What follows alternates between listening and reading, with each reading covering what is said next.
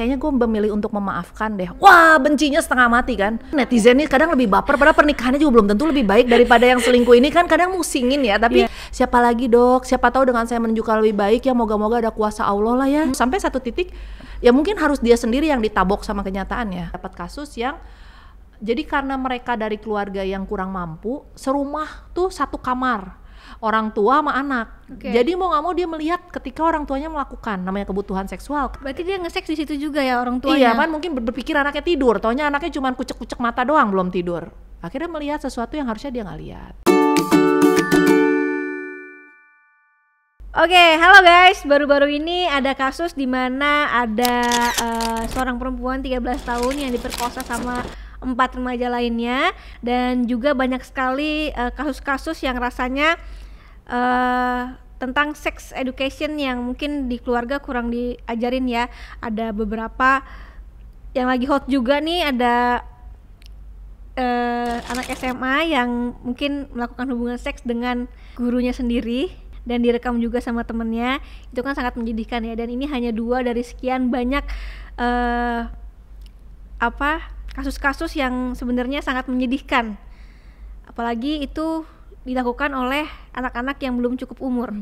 Nah, masih sama Dr. Elvin Gunawan, kita akan membahas soal sex education yang seharusnya gimana sih diajarin di keluarga, dan apa yang kurang dari keluarga sehingga remaja-remaja ini atau anak-anak yang mungkin belum cukup umur melakukan tindakan itu, dok. Sebenarnya gini sih, cukup banyak orang mengeluhkan bahwa ketika kita bicara tentang isu seksualitas itu konteks tabu masih sangat dominan. Masih sampai sekarang. Masih berkurang nggak? sangat. Kan kayak dulu tuh kan kayak tabu banget kan. Tapi kan sudah banyak kayak orang-orang tuh enggak lah, nggak tabu. Berkurang nggak sih, dok, sebenarnya? Sekarang sebenarnya mungkin ada perbaikan ya, tapi kalau dilihat dari besarnya teknologi, intervensi dari peer support, itu tuh masih kurang cepat. Jadi kadang kita memberikan sex education ketika mereka sudah SMP, SMA, padahal mereka sudah terpapar dengan isu-isu seksualitas ini sejak mereka SD, karena mungkin diajak nonton atau melihat konten-konten yang tidak sehat. Kan sekarang walaupun aplikasinya itu udah disetting sebagai kids mode, kan kadang suka aja masih ada bablas ya, cerita-cerita gitu yang membuat sebenarnya anak-anak ini nggak salah juga, karena dia pertamanya kan penasaran, ini apa sih gitu. Ternyata ketika dilakukan ya nggak berdampak buruk seperti cerita orang gitu. Jadi itu akhirnya menjadi pembelajaran sosial bahwa nggak apa-apa nih dicoba. Nah masalahnya nggak banyak juga orang tua yang nyaman untuk ngomong itu dengan anak-anaknya gitu. Jadi ya itu sih miscommunication sama misinformation yang kadang membuat masalah gitu. Tapi harusnya semenjak umur berapa kita mengajarkan anak kita tentang seks, dan mulai dari mana biasanya? Sebenarnya kalau dari dia kecil, kita tuh ngajarinnya mungkin nggak akan secara vulgar ya, misalnya oh terjadinya anak adalah begini kan, enggak. Tapi misalnya kayak anak toddler kita ngajarin, oh kamu nggak boleh ya dicium di area bibir, atau misalnya area pantat kamu ketika dipegang kamu harus teriak. Kalau misalnya bukan mami yang memegang, kamu nggak boleh mau dipeluk banyak orang. Itu tuh sebenarnya hal-hal yang harusnya kita ajarkan sejak dia mengerti ada orang lain loh di dunia ini, dan dia sudah bisa bersuara. Cuman masalahnya lagi, orang Indonesia nih kalau pertemuan keluarga kan yang paling kecil nih paling rajin dipeluk kan. Ketika anaknya bilang nggak mau, udah nggak mau, tetap aja kamu jangan gitu, kasihan. Ya orang tuh jauh-jauh loh, nggak boleh sombong. Padahal mungkin orang yang dia tolak adalah orang yang pernah memberikan sentuhan tidak nyaman buat dia. Gitu. Jadi makanya mengajarkan anak-anak itu hak otonomi buat dirinya sendiri itu penting, dan orang-orang di sekitarnya harus kita edukasi juga. Memang banyak emak-emak muda nih yang udah mengajarkan ke anaknya seperti itu, kalahnya sama orang tua. Jangan lebay kalau ngasih pendidikan ke anak, nggak usah ketakutan berlebihan, dan mau ayah nuk itu di keluarga kita mah. Padahal banyak yang kayak gitu tuh. Karena kalau misalnya kita lihat ternyata perilaku predator seksual anak-anak tuh kan paling banyak dari keluarga sendiri, pamannya atau siapa gitu. Jadi karena apa? Karena kalau misalnya gini, anak aku main di halaman nih, datang dari jauh orang yang kita nggak kenal masuk rumah juga udah digerowokin, meren maling kayak atau garong kan. Tapi kalau misalnya yang ngelakuin dari keluarga, kita nggak akan nyangka. Makanya bilangnya nggak nyangka, jangan diupload, nanti tabayun aja. Sehingga akhirnya isu-isu kayak gini nggak banyak keluar, tapi cukup banyak itu yang angkanya yang ngomongnya itu datangnya dari keluarga sendiri. Aduh, ngeri banget ya. Ngeri banget. Jadi kayak misalnya mengajarkan anak-anak jangan mau dipegang area pantatnya misalnya, atau jangan mau dipegang area payudaranya. Itu tuh hal yang harus kita ajarkan, dan kita harus menghargai ketika anak kita bilang nggak mau. Tapi serem ya, maksudnya ternyata banyak yang dari keluarga sendiri. Banyak banget. Makanya kalau misalnya anak kecil sama anak kecil aja bisa loh melakukan itu, karena mereka nggak tahu. Misalnya nih waktu kecil dipegang bubnya lah ya, sama sepupunya, dia nggak tahu itu pelecehan seksual. Ketika dia dewasa dia inget, oh ya dulu saya pernah diperlakukan ini sama temennya, sama sepupunya, sama siapapun itu. Dia baru inget itu adalah pelecehan seksual, dan itu akan berbekas banget sepanjang hidup dia. Gitu. Berarti dari anak udah ngerti ada orang lain di dunia, kita harus ngajarin walaupun tipis-tipis gitu ya, nggak boleh ini, nggak boleh itu. Mengajarkan sesuai usianya sih kalau dibilang. Nah, arti kenapa? Karena kalau udah akil balik kita sudah terlambat tuh, karena kadang akil balik mereka sudah langsung action karena udah tahu ilmunya. Gitu. Jadi kalau boleh sih sebelumnya kita udah kasih ilmunya, nanti di akil balik kita makin mantapkan kayak perilaku mana yang nggak boleh. Dan kalau boleh orang tua tidak langsung bilang nggak boleh pacaran setelah akil balik, tapi kita harus ngerti juga konsep anak pacaran nih apa. Karena kalau makin dilarang, anak remaja tuh makin banyak bohongnya. Karena mereka pengen dong teman-temannya udah pacaran, pergi dinner, Eike pergi sama dia lagi kan gitu. Jadi ya harus dilatih supaya kita menyiapkan mereka nih ketika masuk dunia remaja kita udah nggak takut gitu-gitu. Tapi kalau kita bicara tentang kasus tadi ya, maksudnya kan diperkosa sama 4 orang gitu ya. Nah itu tuh sebenarnya menurut dokter, pandangan dokter tuh gimana? Apa ada yang salah dengan parentingnya atau gimana? Atau ya udah emang terjadi aja seperti itu karena lingkungan, tuh seperti apa dok? Sebenarnya sih kalau mau dilihat kan artinya ada proses pengabaian ya. Ketika anak perempuan ini boleh dibawa nih sama teman-temannya, karena tempatnya cukup jauh juga kan, dibawa ke kuburan kan kalau nggak salah waktu itu, jauh kan dari rumah gitu. Artinya ada orang tua yang nggak aware nih anaknya pergi kan, kalau kita ngurus anak dia nggak ada di situ aja kita udah teriak-teriak. Ini bisa sampai dibawa sejauh itu. Yang kedua dari yang pelakunya, apakah memang mereka juga terabaikan juga, makanya ketika mereka nonton konten nggak ada orang tua yang mengawasin. Sekarang kan rata-rata anak-anak TK, anak-anak SD udah punya gadget sendiri, tapi berapa banyak yang ngecekin isi gadget anaknya kan, dia habis nonton apa, dia diajarin buka kayak VPN atau enggak, sementara mereka mungkin belajar dari YouTube, diajarin sama seniornya gitu. Jadi ya kadang-kadang hal-hal tersebut sih. Atau aku pernah nih dapat kasus yang jadi karena mereka dari keluarga yang kurang mampu, serumah tuh satu kamar, orang tua sama anak. Jadi mau nggak mau dia melihat ketika orang tuanya melakukan, namanya kebutuhan seksual kan gitu. Jadi ya itu pembelajaran miscellaneous sih yang bisa terjadi juga. Wah itu aku baru pernah denger itu. Iya kalau misalnya rumahnya bedeng gitu yang cuman berapa petak. Berarti dia nge-seks di situ juga ya orang Iya tuanya. kan mungkin berpikir anaknya tidur, taunya anaknya cuman kucek-kucek mata doang belum tidur. Akhirnya melihat sesuatu yang harusnya dia nggak lihat. Dan dia ngerasa oh ini boleh dilakukan gitu ya. Apalagi kalau ditanya orang tua, kenapa saya bisa lahir? Bukti cinta. Nah, pusing lagi kan. Karena sekarang anakku umur 7 tahun kan Grita. Yang satu umur 5 tahun ya. Dia tuh udah tanya loh, "Mah, where I come from?" Saya kan pusing ya, nggak mungkin ngomong kan itu adalah apa gitu. Akhirnya ya menjawab sesuai yang ada di platform online dia. Oh ketika sel ovum ketemu sama sel sperma, titik. Karena kalau kita lanjutin kan bingung, lanjutannya gimana bisa ketemu, bingung jelasinnya kan. Jadi titik sampai situ. Nah kayak gitu mereka bisa terima. Cuman yang bahaya adalah kalau melihat tontonan sosial. Berarti balik lagi ke tontonan sosial tersebut. Betul. Kadang-kadang konten-konten kita juga nggak baik-baik aja kan. Ketika misalnya pacaran pangku-pangkuan, terus belum usianya udah pergi ngamar berdua, staycation berdua, ya orang juga oh mungkin ini normal di keluarga lain, keluargaku yang jadul gitu. Tapi biasanya ada faktor kejiwaan nggak sih tentang orang-orang nih yang nggak bisa nahan hawa nafsunya gitu? Bisa. Remaja-remaja ya, kita khususnya di remaja ya dok. Bisa, itu kan sebenarnya dimasukkannya ke perilaku beresiko pada remaja. Jadi perilaku beresiko tuh satu isu adalah seksual, yang kedua adalah penggunaan zat atau adiksi tadi. Yang ketiga adalah perilaku agresivitas. Kenapa? Karena memang otak remaja belum terlalu matang.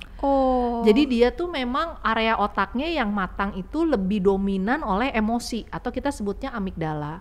Sementara area prefrontal cortex tempat dia berpikir secara higher function, cara dia mengeksekusi sesuatu, cara dia berpikir logis, penyelesaian masalah itunya belum matang. Jadi makanya social peer ini akan sangat menentukan bagaimana dia mengambil keputusan, bagaimana dia diterima. Nah itu secara otaknya, secara psikologisnya mereka tuh memang lagi masa-masanya pengen diterima oleh teman-temannya. Jadi makanya kenapa dorongan dari teman-temannya lebih didengar dari dorongan orang tuanya, omongan orang tuanya lebih nggak didengar. Gitu. Jadi makanya dengan siapa kamu berteman di saat remaja itu akan sangat menentukan kamu menjadi apa. Iya, menarik ya. Jadi tadi emosinya duluan dibanding Iya, itunya. dan untuk laki-laki tuh dia matang di 24-25 tahun. Jadi memang Oke. masanya 18 sampai 24 tuh masa-masa turbulennya seseorang. Oke, emang itu sudah teorinya seperti itu Betul, gitu ya? itu teori otaknya. Cuman tadi di zaman dulu waktu penelitian belum dilihat dampaknya lagi. Ternyata kalau dipengaruhi dengan adiksi, dengan penggunaan zat seperti alkohol dan lain-lain, ya emosinya akan lebih aktif lagi dibanding prefrontal cortexnya. Jadi ya gitulah dampak dari kehidupan sosial terhadap perkembangan otak. Oke, tapi kalau kita tarik mundur nih ke family well-being-nya ya, itu berarti pengaruhnya sedikit ya ketika lagi remaja ya? Kalau peran keluarganya tuh sebenarnya kalau boleh dikuatkan sebelum dia keluar rumah. Keluar rumah tuh artinya? Bagaimana keluar rumah tuh remaja lah ya. Remaja tuh kan dia akan lebih cari teman-temannya. Ya. Tapi kalau misalnya orang tuanya itu mencintai dia dengan baik, dengan kadar yang normal ya. Karena perilaku jurnal itu bilang kalau dia over validating atau over caring atau over treatment, yang satu lagi over neglected, justru dia mengalami pengabaian. Resiko dia menjadi orang yang sangat narsisistik dan egosentrik tuh sangat besar. Jadi peran orang tua tuh sangat menentukan anak ini akan menjadi pribadi yang seperti apa. Oke, berarti tadi ada dua ya, antara over atau Ya yang neglect dibawa. ya, benar-benar over neglect gitu. Jadi itu gimana dok maksudnya? Jadi over caring tuh gini, orang tua yang anaknya belum ngalamin masalah, dia udah tutup bungkus dulu. Orang tuanya ada anaknya ada masalah, dia yang nyelesain. Oke, Ya, jadi kalau misalnya ada apapun, orang tua tuh maju pertama, manja berarti ya? lebih permisif lah ya. Orang anak mau apa? Dimanjakan, Ya, dimanjakan. dimanjakan, betul. Jadi dia permisif tuh, anaknya salah, ya mungkin dia lagi belajar, padahal kesalahannya udah heboh tuh sebenarnya. Atau misalnya anaknya minta ini, ya udahlah kasihan gitu ya. Jadi kalau anaknya dianggap sebagai dewa atau Tuhan di rumah, ya di luar nggak akan jauh beda, dia akan menjadi sangat egosentris. Oh, berarti Gitu. dia di luar nggak bisa menempatkan dirinya seperti orang biasa gitu ya? Betul, tambah kalau dia terlalu permisif kan anak taking control ya di rumah. Anak tuh yang menjadi hierarki pemimpin di rumah, sehingga akhirnya perilakunya menjadi sangat abusif ke orang tuanya, nggak punya adab terhadap orang tuanya. Itu sebenarnya dari pola asuh juga. Oke. Gitu. Dan yang terakhir yang over neglected tuh yang orang tuanya nggak punya waktu sama sekali, jadi anak tuh cenderung diabaikan. Oke. Nah, kalau ada dua komponen ini, salah satunya tuh biasanya menghasilkan anak-anak yang rada unik secara perilaku, yang nggak tahu aturan, yang bisa menyerang orang tanpa rasa bersalah atau kita sebut nggak punya empati, yang berani melawan segala macam aturan karena dia merasa orang tuanya akan bantu nyelesain, apalagi kalau orang tuanya punya titel di belakang. Nah, itu berbahayanya sebenarnya. Oke, paham. Jadi antara yang dimanjakan sekali atau yang diabaikan sekali. Betul. Jadi benar-benar harus sesuai ya kadarnya ya. Harus sesuai. Gimana cara tahu sesuai kadarnya nih dok? Sebenarnya namanya orang tua nggak ada yang sempurna Iya. ya. Tapi kan orang tua tuh tujuannya adalah menjadikan orang, nah, kan disebut parenting tuh sebenarnya bukan menjadikan anak tapi menjadikan orang tua.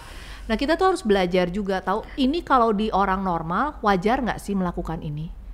Kayak misalnya kita tahu nih kita punya uang, tapi anak kita mainannya udah setumpuk. Ya. Masa tiap dia minta beli mainan kita bilang ya udah nggak apa-apa beli aja, kasihan. Karena anaknya butuh. Nah, karena dia nggak tahu bagaimana menghargai barang, makanya dia akan menjadi anak yang ceroboh dalam menyimpan barang. Salah kita juga kan sebenarnya.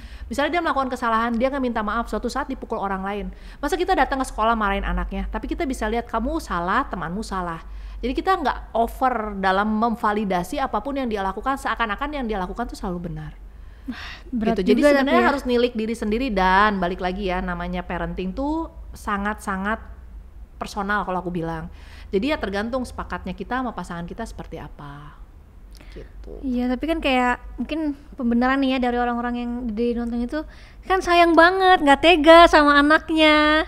Iya betul sih, tapi kan jangan sampai sayang kita tuh menjadi perusak utama buat kehidupan anak kelak kan.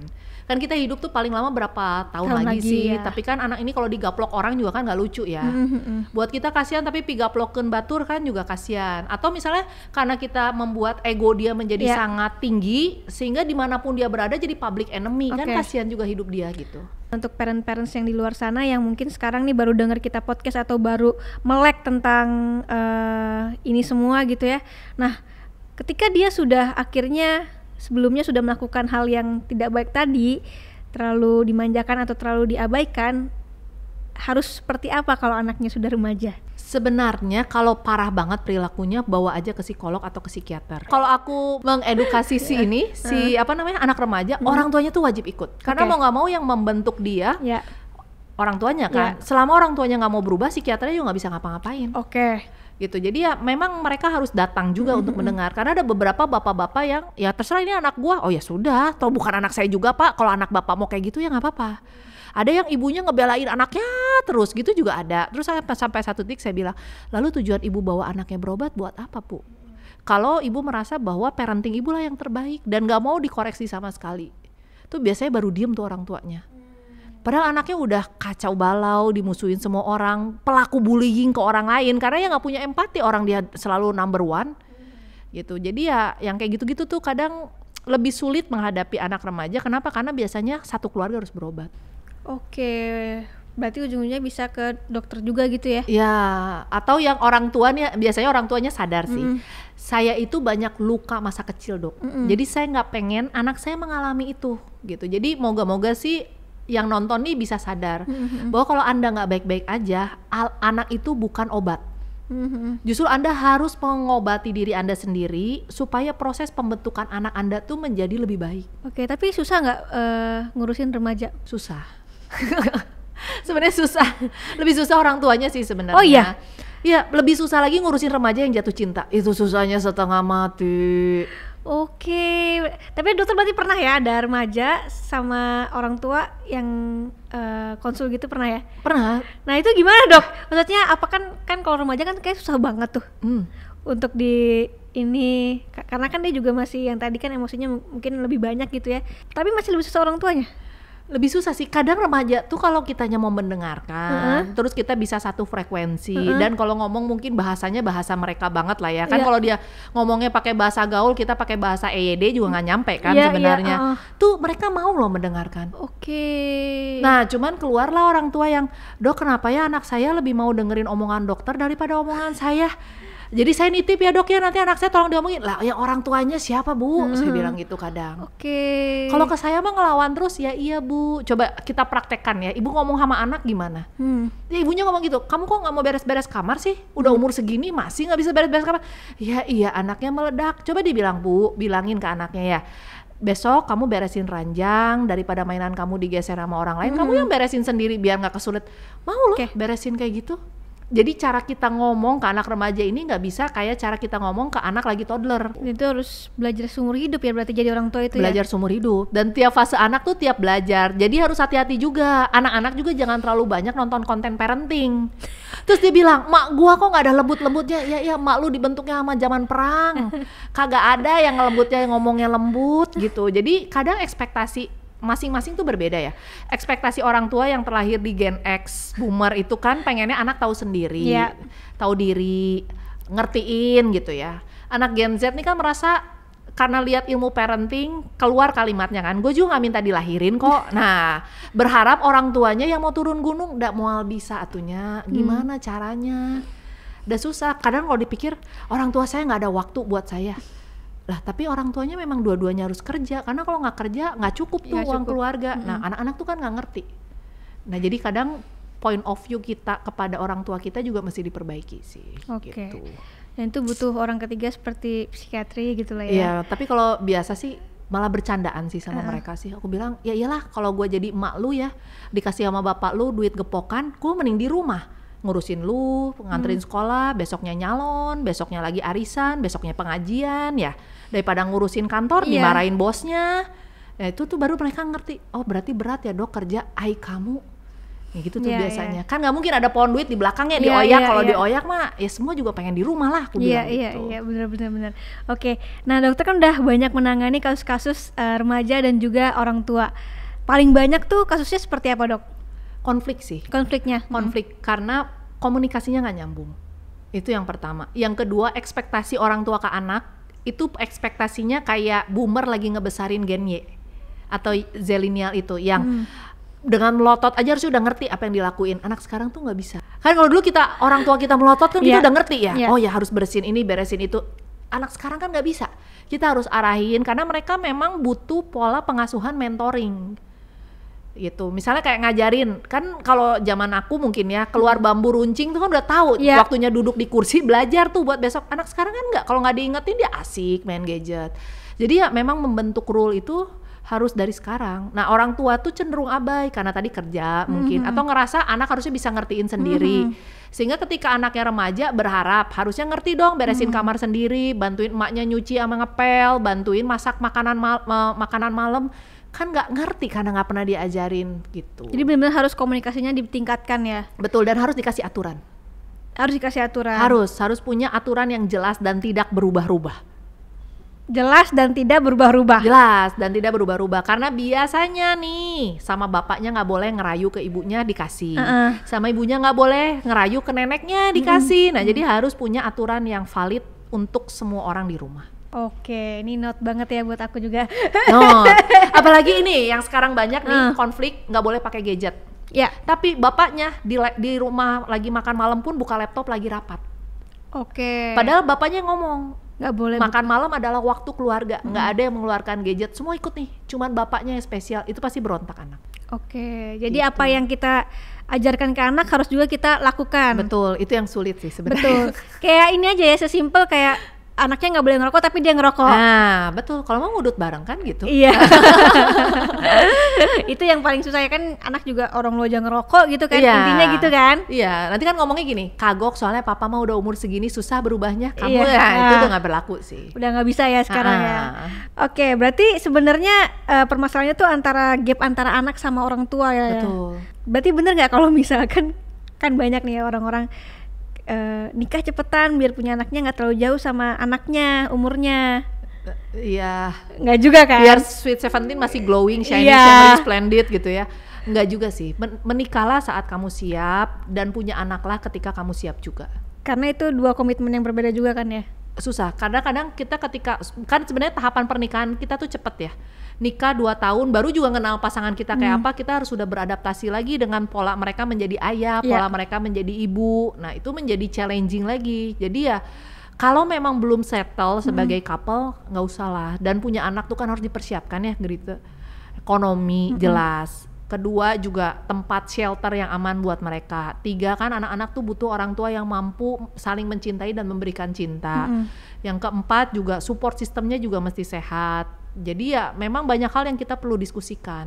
Oke, jadi kapan waktu siap untuk punya anak? Tiap orang beda-beda. Kalau misalkan kayak menikah kan itu selalu ada dalam hati, oh ini dia saatnya gue nikah gitu kan. Nah ketika punya anak apakah ada kayak gitu juga atau seperti apa? Sebenarnya sih ada momen ya jadi ibu nggak pernah cukup lah ya kalau aku bilang ya, pasti ada takut ini takut itu, takutnya nggak cukup. Tapi kalau misalnya orang tuanya udah di level titik saya mau mengerti masing-masing pasangan dan mau terus belajar menjadi diri yang terbaik, anak-anaknya pasti bahagia kok. Dan ya tadi ya si kemampuan untuk menyadari bahwa dalam mengenal anak tuh kita harus belajar sepanjang hayat tuh itu harus bisa sih. Karena kalau misalnya orang tuanya stuck, berhenti belajar, kekejar sama anaknya. Karena ketika dia toddler, kita harus sudah memulai mempersiapkan belajar yang namanya pre-adolescent. Ketika mereka pre-adolescent, kita harus siap menerima kalau mereka adolescent. Apa tuh adolescent? Remaja. Kan ada yang pra-remaja, ada yang remaja tuh. Kita harus siap tuh di setiap fase-fase anak, makanya perlu orang tua yang mau belajar. Ya kayak sekarang juga saya harus belajar semester 3 sama belajar waktu lahiran gimana gitu ya. Nah itu kan, karena kan teori awam tuh pasti mudah kan, ngajarin tentang parenting tuh cari buku juga banyak, cuman mengaplikasikannya susah gitu. Tapi yang aku lihat ya, yang bisa menyelamatkan anak tadi ya, satu kalau aturannya fix, yang kedua orang tua yang berkomitmen, yang ketiga adalah hierarki yang jelas di keluarga. Jadi anak tuh memang bukan teman orang tua, mereka submisif dari orang tua. Orang tua tetap harus punya kendali buat anaknya.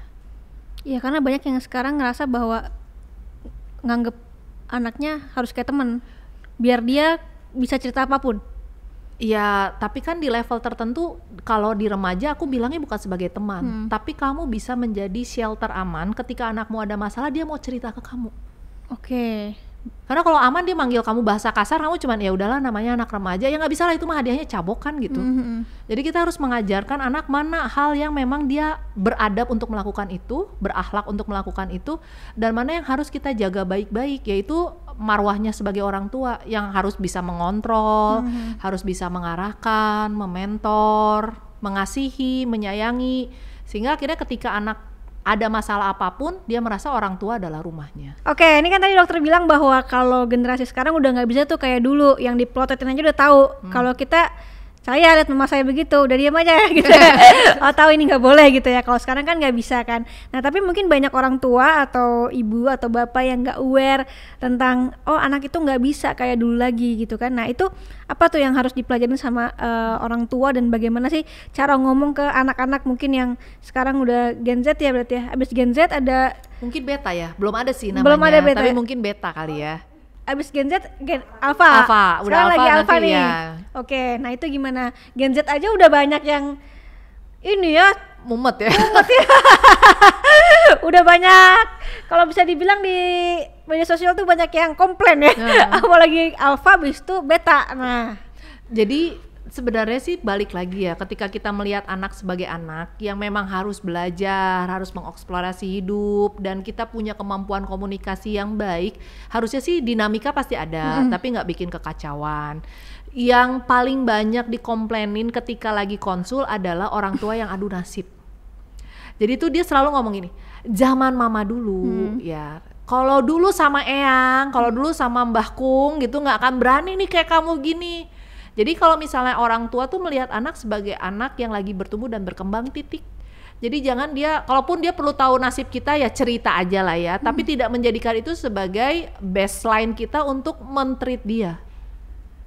Lumayan nih kamu dulu zaman mama. Nah kalau udah kayak gitu anak tuh selesai, karena kita lagi butuh cerita kan, bukan mau adu nasib. bener, adu nasib tuh banyak. Dulu ya mama tuh nggak pernah. Kamu sih bersyukur kayak gini, nah gitu. Dan kalau memang lagi menghadapi masalah, anak sekarang nih sebenarnya lebih logis dan realistik kan. Karena jangan sampai kita kalah curhat sama ChatGPT. Itu banyak banget loh anak-anak sekarang tuh kalau stres dia curhatnya sama ChatGPT. Kenapa? Karena ngasih jawabannya logis, realistik, dan sesuai dengan yang dia mau. Aku pernah tulis bagaimana saya menghadapi keributan orang tua. Jawablah dengan polite. Itu keluar loh jawabannya. Wah, lebih bagus dari jawaban kita kali kalau ngobrol sebagai manusia. Bener-bener polite. Kalau lagi bete tinggal di refresh lagi, keluar lagi kalimat yang baiknya. Jadi ya kita harus lebih pintar dari ChatGPT gitu. Jadi bagaimana kita bisa ngobrol dengan bahasa anak dan bisa menenangkan dia di saat lagi nggak baik-baik aja. Oke, ini penting juga ya ChatGPT ini ya. Iya, penting. Jangan sampai kalau udah putus dia ngomongnya, masa kamu kayak gini aja nangis sih?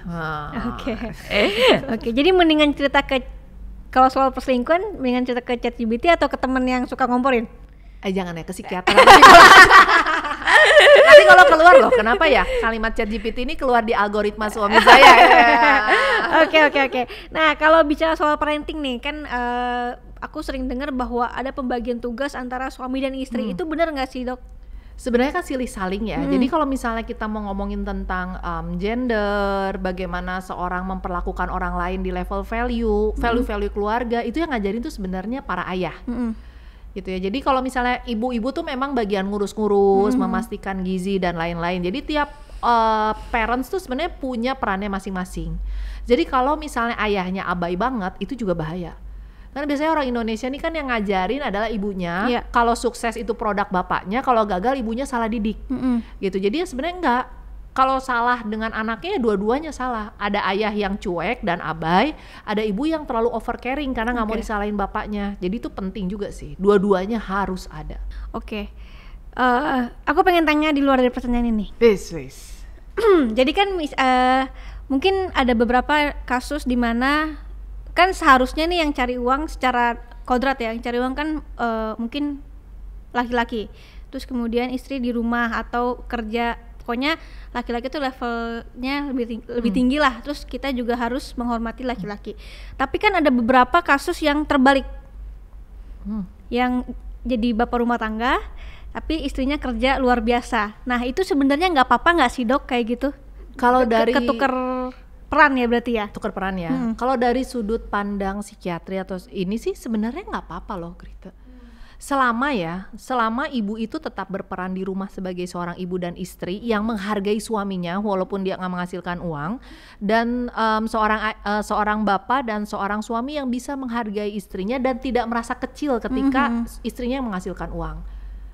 Jadi, kan kita partner ya. Iya. Kalau misalnya rezekinya lagi dari pintu istri, ya nggak apa-apa.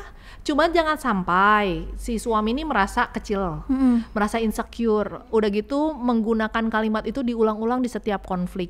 Dan siapa tahu juga ada tipe emak-emak, contohnya aku lah ya. Kalau ngajarin anakku tuh lebih nggak sabaran dibandingkan suamiku. Kalau suamiku tuh lebih open, dia bisa lebih banyak cari cara-cara mengajar. Kalau aku cuma teriakan. Jadi kalau bagi aku ya mungkin suamiku lebih baik untuk mengajarkan itu. Nah itu kesepakatan keluarga sih kalau aku bilang. Yang penting solid, yang penting kita tahu peran kita masing-masing dan batasan kita seperti apa, ya go ahead. Berarti nggak ada masalah ya? Nggak ada masalah, yang kadang ngeributin tuh kan orang luar Orang juga luar, kan. iya. Masa sih kayak gini ya? Kalau suaminya bangga aja bilang ya nggak apa-apa kan, artinya itu adalah peran seorang suami juga yang mau mengambil peran rumah tangganya sehingga istrinya bisa berkarir dengan keren kan. Iya. Ya kalau sepakat begitu sih nggak masalah ya. Tapi kan nggak apa-apa nih sebenarnya tuker peran ya. Tapi kalau situasinya ketika salah satu perannya hilang, biasanya apa yang terjadi? Pasti ada konflik di anaknya sih. Pokoknya kalau ada dua kubu yang saling tidak solid, itu pasti anaknya terdampak juga. Oke, nah kalau tadi kita bicara soal tukar peran dan lain-lain, ini juga menarik juga dok. Banyak sekali sekarang yang ngerasa bahwa isu fatherless di Indonesia tuh lagi berkembang banget nih. Sebenarnya bukan fatherless aja ya, mungkin motherless juga banyak. Karena dengan situasi ekonomi seperti saat ini dan harga yang terus naik, kalau Gen Z fresh karir mau nikah itu nggak akan cukup kalau cuman gaji dia aja. Harus ada istrinya yang mau kerja juga supaya ekonomi ini bisa tertopang dengan baik. Jadi ya akan ada anak-anak yang motherless fatherless, nanti dikembangin sama nenek-neneknya atau kakeknya yang saya yakin banget secara pola asuh akan lebih baik dibanding waktu mengasuh kita. Iya kan? Iya, karena dia lebih sayang ya katanya. Iya, pasti dia bilang, iya mama teh merasa salah mendidik kamu dengan keras, ke cucumu pasti baik pisan dan cenderung lebih permisif. Tambah kalau misalnya kakek neneknya udah sepuh tuh kan boyoknya udah kena tuh biasanya. Lebih baik anaknya dikasih handphone aja supaya diam, nggak menyusahkan dia dalam pola parenting. Jadi ya pasti akan ada isu nih dari sini. Oke. Gitu, kecuali ya memang makanya kalau dibilang isu kesehatan jiwa tuh erat kaitannya dengan sosial, ekonomi, politik. Karena itu masuknya ke makrosistem, bagaimana dia menentukan behavior dan keputusan orang, itu akan sangat menentukan kondisi mental health dia. Oke, berarti sebenarnya nggak cuma fatherless ya, cuma sekarang kan banyak banget nih kalau fatherless ya, dibilangnya tuh konten-konten yang fatherless tuh tinggi banget loh engagementnya. Ya betul. Karena di Indonesia kalau ada yang hits dan bisa menjadi alasan seseorang kan hits, tapi gini loh kadang sebenarnya mungkin bukan fatherless ya, orang tuh di tempat kerja juga udah stres sih Grita, jadi pulang juga udah nggak ada energi buat dia bonding sama anak-anaknya. Jadi ya kalau mau ditarik ya banyak juga, apakah memang di tempat kerja sekarang nggak sehat, sehingga kan zaman dulu kita kecil juga orang tua pada kerja semua kan, bapaknya kerja tuh. Tapi kenapa anaknya nggak banyak yang gangguan mental? Cuman banyaknya yang tiis kan, yang dingin gitu, emosinya nggak bisa diekspresiin. Ya dampaknya sekarang nih, secara kita mendidik anak-anak Gen Z ini. Tapi kalau aku lihat sesuai data, mereka tuh bilang bahwa orang-orang yang bekerja itu lebih stressful dibanding zaman dulu. Sehingga ketika pulang mereka bawa bangkainya dari kantor tuh. Jadi senggol bacok, anaknya salah sedikit dimarahin. Boro-boro mau bonding, anaknya udah cranky mau dipeluk segala macam, orang tuanya udah kecapean. Belum lagi kalau masih rapat lagi, sehingga akhirnya mereka nggak punya waktu berkualitas dengan anak dan keluarganya. Itulah mengapa menikahlah ketika udah siap ya. Udah siap, cuman nanti aku diprotes lagi konten itu, orang miskin nggak boleh nikah lagi. Salah lagi aku kan, salah mulu kalau ngasih edukasi itu ya. Tapi bener loh, itu harus bener-bener kayak siap secara mental, finansial tuh juga penting banget. Bener, karena kalau dari Maslow kan sebenarnya kebutuhan si fisiologis awal tuh kan rumah ya, kayak kebutuhan primer, sekunder, tersier tuh ternyata benar adalah basic needed kan dalam kehidupan manusia. Bilang gimana mau kita parenting baik kalau besok masih mikirin berasnya dari mana. Terus kalau kita gimana mau ngomong tentang parenting yang conscious atau conscious parenting lah ya, kalau misalnya besok emaknya juga mau ngasih susu suruhnya ASI mulu sampai usia 9 bulan. Sementara ibunya nggak dikasih gizi baik, jadi kan akhirnya konfliknya kemana-mana. Iya, mending nikahnya tuh kalau udah siap secara finansial. Iya, betul. Oke. Mungkin terakhir nih dok, kita sebagai orang tua tuh calon. Oke, jadi mungkin orang tua di luar sana yang punya anak remaja nih ya, seberapa ketat sih kita tuh harus melarang anak kita, dan mungkin kan ada beberapa kasus juga yang nggak boleh nginep tempat orang ya. Nah itu tuh seberapa ketat kita harus melarang anak-anak kita, karena dari kasus yang tadi kita baca nih yang tentang pemerkosaan itu tuh pelakunya tuh sama sekali nggak ngerasa bersalah dan dia ngerasa biasa-biasa aja gitu. Nah sebenarnya tuh ada yang namanya gangguan conduct disorder pada anak-anak. Jadi memang gangguan perilaku yang sangat luar biasa. Dia tidak punya rasa tanggung jawab, dia tidak punya rasa empati, bisa menyerang orang. Nah itu sebenarnya adalah gangguan yang bisa terindikasi dengan screening. Jadi kalau misalnya bapak ibu yang lagi nonton merasa kok kayaknya perilaku anak saya agak unik nih ya, beda dibandingkan anak-anak sosial seusianya, kemampuan kapasitas meregulasi emosinya juga buruk, udah gitu kemampuan dia menunjukkan kontrol perilaku juga buruk, bawa aja berobat sebenarnya.